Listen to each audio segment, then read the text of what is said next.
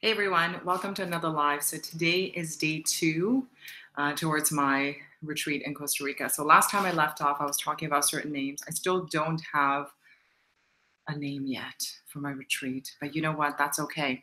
I think a lot of people are just really hung up on the name.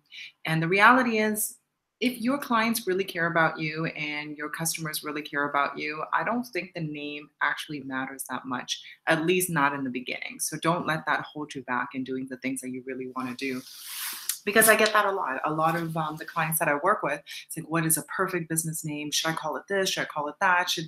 What if someone steals the name and all of that? The truth is, people care about the results that you are going to provide for them. They don't really care about the name you have, unless it's horribly offensive and they don't want to be associated with you, which is rarely the case. 99.9% of the time, that is not the case at all. But I know some people who are extreme would make that as an example. What if your name is blah, blah, blah, and it's extremely offensive towards everybody? But don't worry about the name. You just have to keep the momentum going. I think a lot of the times we focus on the small details to distract ourselves from the bigger things, and which is what holds us back from doing something scary, starting a business, doing a retreat, asking a person out, starting a new job, having the difficult conversation, lots and lots of things, because our brain loves to seduce us with all that. So what am I working on today? Since I don't have a name yet, I think I am going to do a little bit more meditation on it. This is another lesson too for everybody. It's great to consult with different people about your idea and for you to brainstorm with them and everything, but nobody knows your business and your life as much as you do.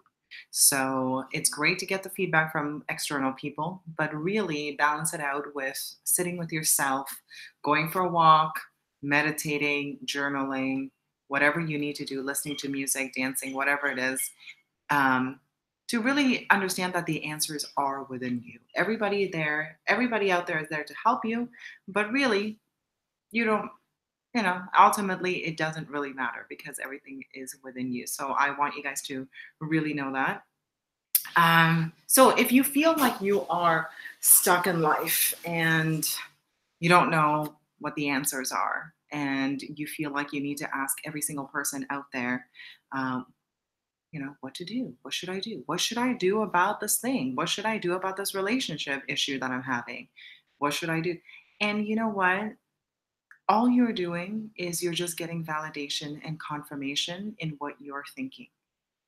If you don't want to do something and you feel like you're too scared, you are always going to talk to people who are also scared and fearful, which is why you kind of validates you. Maybe I don't need to do that particular thing. So I want to, give you guys some words of encouragement. I know I am a coach, and a lot of people do come to me for guidance, and I really, really appreciate them. And I will never tell you what you should do and what you should not do. What I can do is I can guide you towards finding the answers for yourself. And if any person tells you what you should and should not do, and they have all the answers, you need to run the other fucking way because they're lying or it's self motivated.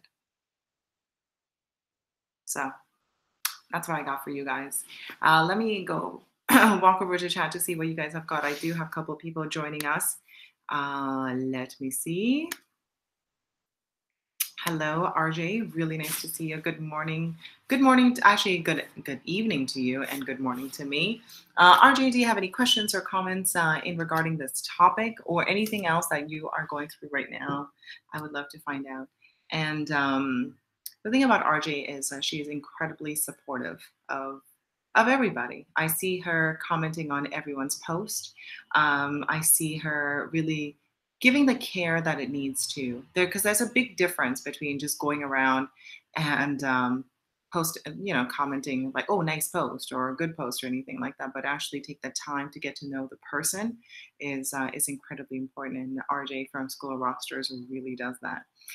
We had an interview. I don't know when that's going live. Let us know. That would be awesome. Is is that she really digs in deep and researches everybody. And I think I think that should not be a rarity in this world, but it is. A lot of people are very into getting instant results and quick fixes and all of that, and not take the time to actually put the research in. So I do really appreciate you for doing that. Thank you. All right, guys. So RJ, I'm going to see if there's anything that you have got for us.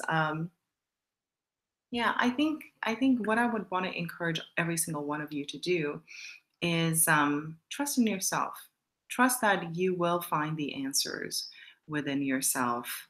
I think we put the trust external of us. We think that everybody else is the answer to our prayers, whoever it is. Maybe if it's a coach, it's a teacher, it's a partner, whatever you're going through, we give our power away so quickly to other people, and and then other people, because we're so used to that, there are other people out there who do want to control you because they think that's the thing that they need to do. They need to tell you what to do, especially if you are in intimate relationships with people. um, Intimate relationships meaning partners. They feel like they need to get in on every single thing that you're doing. you know um, there's a lot of couples that I know that one person is very growth oriented and the other isn't. And this is what ends up happening. It's either they split because they cannot grow together, um, or the person who's growing has to go back to the level that the other person's at because they can't leave the situation. Now, I'm not saying that you need to leave every single situation. Um, I'm certainly not encouraging that, but I think what I am encouraging is a conversation. Is that if you have people in your life who's not supporting you when you're growing in a good way, it's a conversation that needs to happen. You know, um, it's a difficult situation. I think I have spoken about this many times before. When you have an environment that doesn't support you, and they are your intimate relationships, those people that you see every single day of your life, it's very difficult to grow. you could you could consume as much knowledge as possible. You could watch as many YouTube videos as possible. You could even get coaching from me if you want to, but it's very difficult to actually make that shift if you all you're surrounded by is negativity.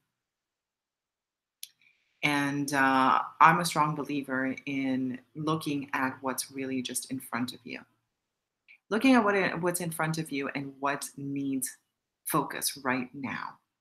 I think, people in the personal development world, we love to think long term. We love to think about a mission. We love to think about purpose. We love to think about transformation and all of that. But the reality is, 99% of the world, that's not what they're thinking.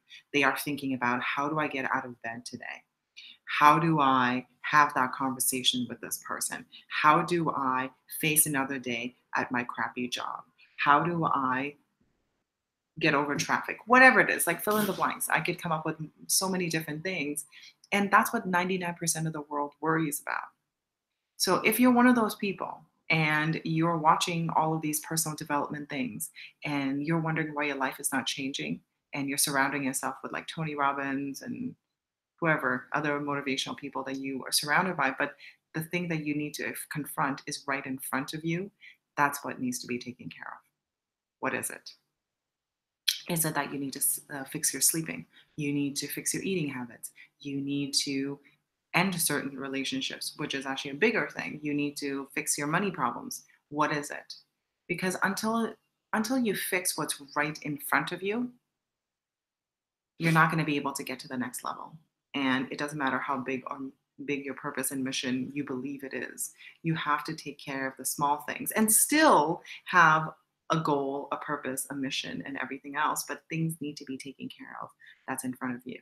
That's what happened to me. I had this big mission. I want to go around and I want to help people realize their potential and all of these amazing things that I always say, oh, transformation, live their true self, and all of that. The reality was, a couple of weeks ago, I was very sick.